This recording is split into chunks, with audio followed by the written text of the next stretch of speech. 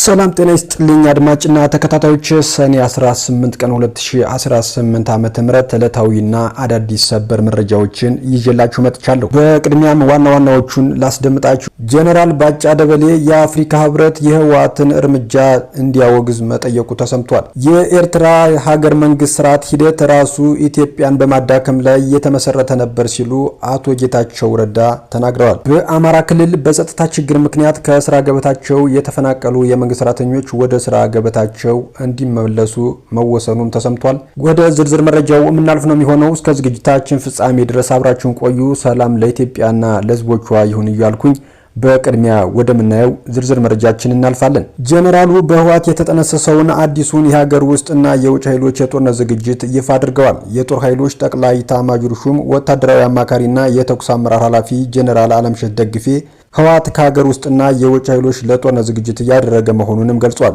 ጀነራሉ ዛሬ በተካሄደው ዓመታዊ የብሔራዊ ደህንነት ኮንፈረንስ ላይ ባደረጉት ንግግር ህወሓት አሁንም የትግራይ ወጣቶች ወደ አዲስ ጦርነት ለመማገድ ዝግጅት እያደረገ ነው ብለዋል። ህወሓት በአሁኑ ወቅት በህዝብ ላይ የግዳጅ ወታደራዊ ምልመላ እያካሄደ እንደሚገኝና ልክ ከ5 ዓመት በፊት ያደርገው እንደነበረው ሁሉ ዳግመኛ እየፎከረ መሆኑን የገለጹት የቀድሞ የጦር ጠባሳ ሳይበቃው አሁንም የትግራይ ወጣቶች ወደ ጦርነት ለመማገድ እየተዘጋጀ መሆኑን ገለጹት ጀነራሉ። ለዚህም ከሀገር ውስጥና የውጭ ጸረ ሰላም ኃይሎች ጋር ችግር ለመፍጠር በዝግጅት ላይ መሆኑንም ጠቁመዋል። ወደ ሌላኛው ዝርዝር መረጃችን ስናልፍ ጀነራል ባጫ ደበሌ የአፍሪካ ህብረት የህወሓትን እርምጃ እንዲያወግዝ መጠየቁ የተሰማ ሲሆን በቅርቡ ጊዜያዊ አስተዳደሩን በማፍረስ ወደ ፕሬዝዳንትነት የተመለሱት ደብረጽዮን ገብረ ሚካኤል አሳሳቢ የተባለ አዋጅ በመላክ ክልሉ ማወጃቸው ይታወሳል። ይህንኑ አዋጅ መመልከታቸውን የገለጹት በናይሮቢ የኢትዮጵያ አምባሳደር ባጫ ደበሌ የክተት አዋጅና የግዳጅ ምልመላ በሚል ርዕስ ባሰፈረው ጽሑፍ የአዋጁ ዋነኛ ዓላማ ህዝቡን ለመጠቅላላ ጦርነት መቀስቀስ እንደሆነም አመላክተዋል። ከዚህ ጦርነት ቀስቃሽ እንቅስቃሴ በስተጀርባ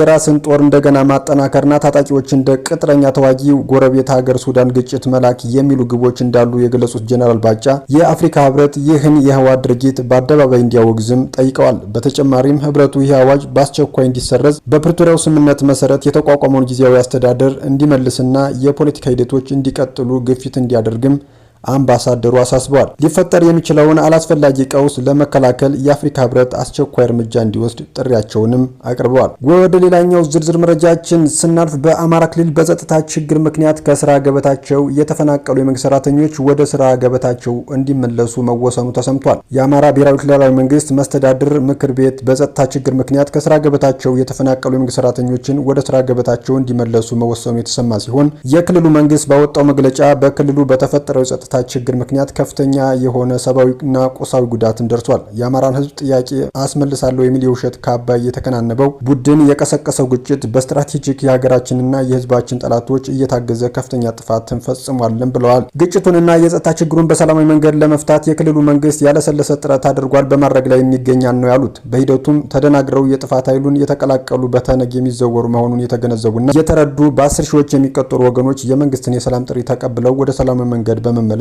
የበደሉትን ህዝብ ይቅር በማለት ግጭትን ለማስወገድ የበኩላቸውን ከፍተኛ አስተዋጽኦ አበርክተዋልን ብለዋል። የአማራ ክልል ብሔራዊ መንግስት መስተዳድር ምክር ቤት በ6ኛ ዙር 5ኛ ዓመት 11ኛ መደበኛ ስብሰባ መንግስት ዛሬም ለሰላም መስፈን ካለው ጽኑ እምነት በመነሳት በግጭቱ በአንድ በኩል ቡድኑን ተቀላቅለው የነበሩና በሌላ በኩል ደግሞ በጸጥታ ችግር ምክንያት የስራ ቦታቸውን ጥለው በመሄዳቸው ከ4 ወይም ከ5 ዓመታት በፊት በጭልጋና አካባቢው በማንነት ምክንያት በተፈጠረ ግጭት ከስራ ገበታቸው የተባረሩ ሰራተኞችን ጥያቄ ምላሽም ሰጥቷል። በዚህ መሰረት 738 መምህራንን፣ 92 የግቢ ተቋማት ሰራተኞችን፣ 1337 ሲቪል ሰርቪስ ሰራተኞችን በድምሩ 2167 ሰራተኞች ወደ መደበኛ ስራ መደባቸው እንዲመለሱ ወስኗል። ምክር ቤቱ በውሳኔው ከሚመደቡት ቀን ጀምሮ የስራ መደባቸው የሚያስገኘውን ደሞዝ የሚያገኙ መሆናቸውንም በግልጽ አመላክቷል። በመጨረሻ ወደምናየው ዝርዝር መረጃችን ስናልፍ የኤርትራ ሀገር መንግስት ምስረታ ሂደት ራሱ ኢትዮጵያን በማዳከም ላይ የተመሰረተ ነበር ሲሉ አቶ ጌታቸው ረዳ ተናግረዋል። የኤርትራ ሀገር መንግስት ምስረታ ሂደት ኢትዮጵያን በማዳከምና በማፍረስ ላይ የተመሰረተ መሆኑን የጠቅላይ ሚኒስትሩ የምስራቅ አፍሪካ ጉዳዮች አማካሪ ሚኒስትር አቶ ጌታቸው ረዳ ገልጸዋል። አቶ ጌታቸው ይህንን ያሉት የኢትዮጵያ ብሔራዊ መከላከያ ኮሌጅ ያዘጋጀውን ዓመታዊ ብሔራዊ ደህንነት ኮንፈረንስ ላይ ባደረጉት ንግግር ነው። ይህም በሚስጥር የሚያዝ ሳይሆን በአደባባይ የሚታወቅ መሆኑን ጠቅሰው ኤርትራ ወደ ነጻነት እንቅስቃሴ ያስገቡ ኃይሎች ኢትዮጵያ ማዳከም የፈለጉ ኃይሎች መሆናቸውንም አውስተዋል። የኤርትራ ሀገር ህልውና መረጋገጥ ሁሌም ኢትዮጵያን ከማዳከም ስሌት ጋር ተያይዞ የመጣ መሆኑንም አንስተዋል። የኤርትራ መንግስት ኢትዮጵያ ውስጥ ያሉ አፍራሽ ኃይሎችን በማደራጀት ኢትዮጵያ ውስጥ ምንም አይነት መረጋጋት እንዳይኖር በመስራት ኢትዮጵያ ላይ የደህንነት ስጋት ሲደቅን መቆየቱንም በተግባር መታየቱንም ገልጸዋል። በመሆኑም ኢትዮጵያውያን በሀገር ውስጥ ያሉ ጉድለቶች ላይ አተኩሮ መስራት ይጠበቅባቸዋልም ሲሉም መልእክታቸውን ቋጭተዋል። አድማጭና ተከታታዮች ለሰዓቱ ይዤላችሁ የመጡ አዳዲስ መረጃ ይመስላል። በሌሎች አዳዲስ መረጃዎች እመለሳለሁ። እስከዚያው ግን መልካም ጊዜ